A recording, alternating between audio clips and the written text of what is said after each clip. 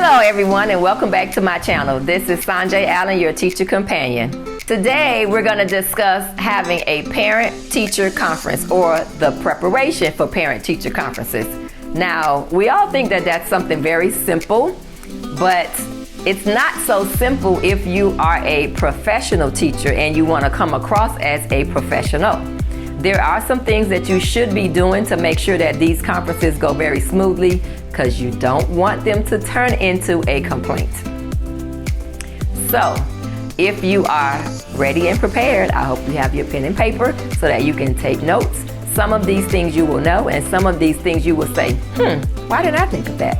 So it is very important for educators to communicate with parents or the guardians of the children that they teach in an appropriate manner that allows them to enjoy the conversation and gain information about the progress of what the student is doing and how they can best help them. So let's dive in. The first step that you need to do is to review your student records.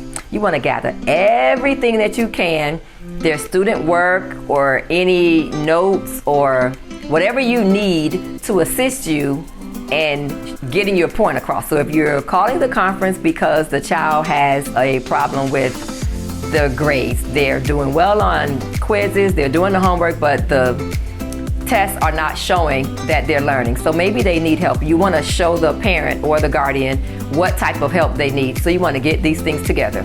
If it's behavior, you want to take notes of things and show that on this day this happened.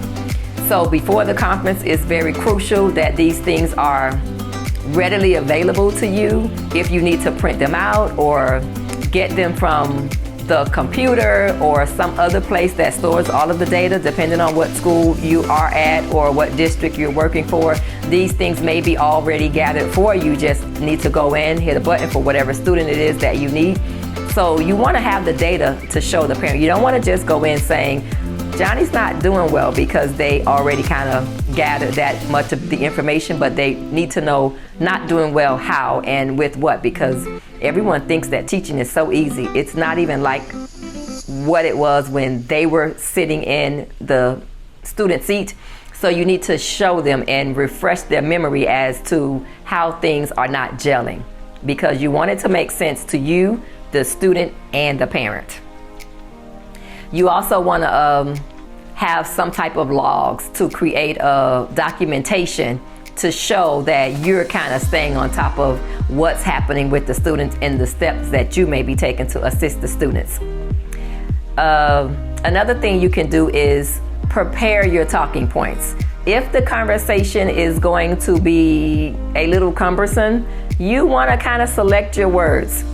You don't want to start your conference about a behavior issue with everything negative. Your child never listens. Your child doesn't do this. You don't even want to start mentioning that first. The first thing you want to do is start off by giving some nice things. You know, Johnny is always here every day. He's helpful. He's very mannerable. You know, he's a good kid. He tries his best. If I ask him to do anything, he'll try to do it. Even if he can't, he'll still try. You want to start with very nice things, because no one wants to hear that their child can't do anything, because now they're waiting for this to be over with so that they can go and speak to the principal with this snowballing effect of my child is terrible.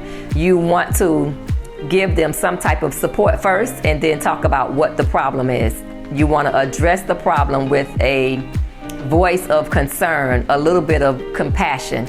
Even if you don't have one, because he has gotten on your last nerve and your nerves have rolled out the door and it's rolling down the hallway, you don't want the parent to feel as though you dislike their child.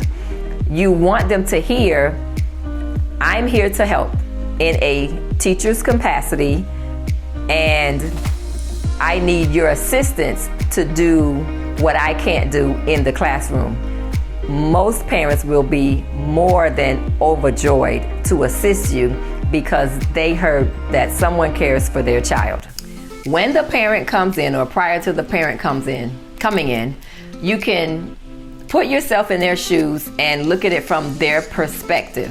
So you can plan to get positive feedback and not pushback.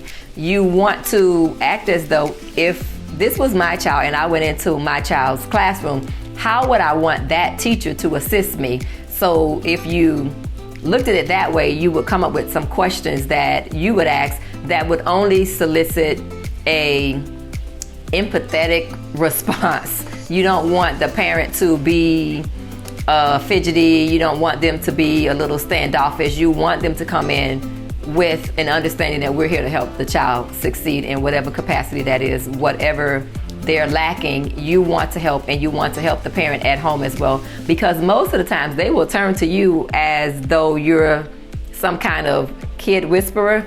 Well, what do you do? Because I don't know what to do with Johnny, or I don't know what to do with Tanya. The information that you give them sometimes is all of the support that they will get with this child, being it the behavior. Most of the time it is the behavior, but the academics, they don't know if the child needs a tutor or if the child needs more help with homework or whatever it is. They don't know. So for sure, anything that has to do with the academics, they are going to look to you, the expert, to assist them.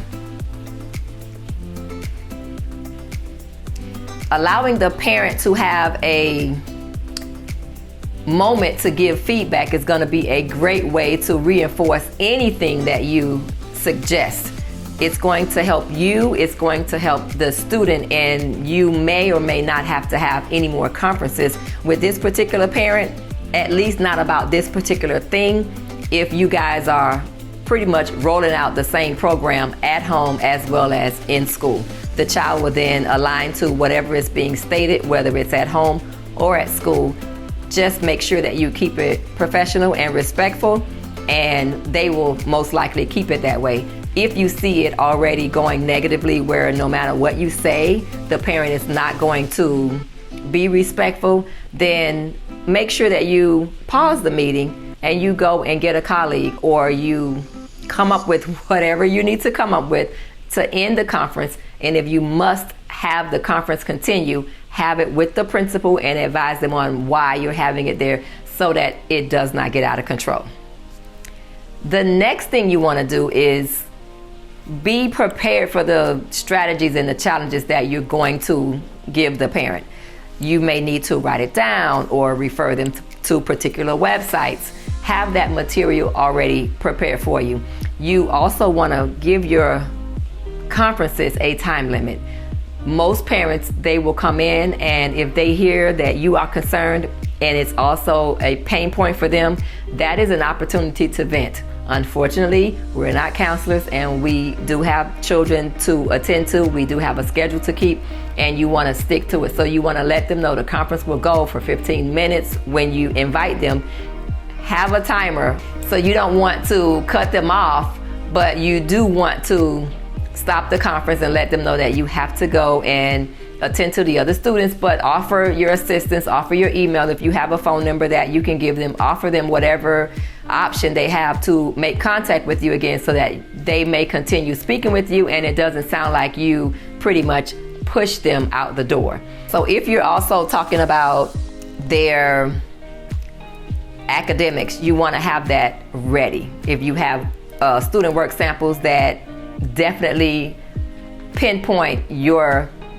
whole reason for having this conference, you want to show them, this is what we're talking about and this is what I need. You can give them something to take maybe to a tutor or someone that's going to assist them, so that they can see what they're working with, and I promise you that parent will become your friend. Also, we would like to create an environment where the school policies are enforced. If that's an issue, or even if it's not an issue, sometimes it's an underlying issue that's not a big deal, but it's playing a part in why you're having this conference. You want to familiarize the parent with what the rules are. Sometimes they're being broken, not majorly, but just a little bit of that is going to help the parent understand, okay, you shouldn't be doing this, you shouldn't be doing that.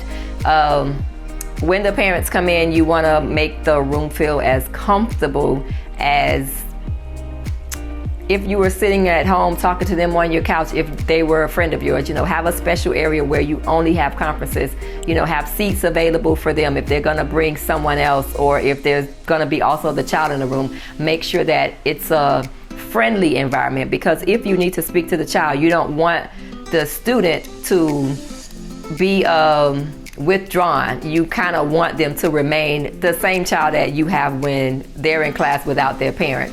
You want to show your professionalism and stay in compliance with everything, because this may be the only opportunity that you will get to continue to speak to parents, or even to have parents come in and support you in any way, because also we're at work, they're at work, and it's not so easy for them to come down. So when you get them down there, you want to kind of give them everything, not dump it on them, but you want to give them all of the information so that A, they don't have to come back, and B, everyone is on the same page. Another point that most teachers don't understand is important. You want to practice the listening more, even though you may have called the meeting or you're the one with all of the information, you're the expert at this point, but practice listening more, not so much to respond to what they're saying, but to give them the information that they're looking for. Because once you're on the same page, the conference will go a lot smoother. The conference will probably not last as long as it could if you don't have pretty much an agenda.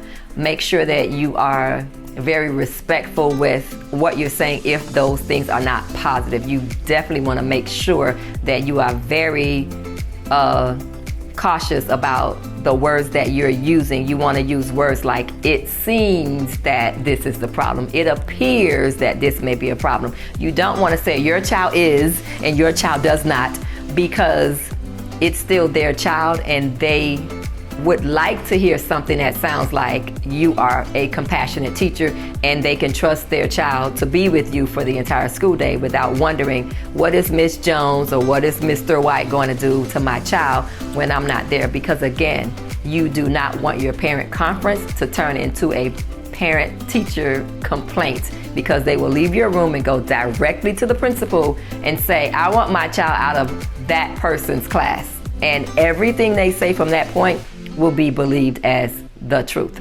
So make sure that your conversation and your choice of words does not offend the parent, because that's not what we want. And the last thing is, you want to follow up after the conference.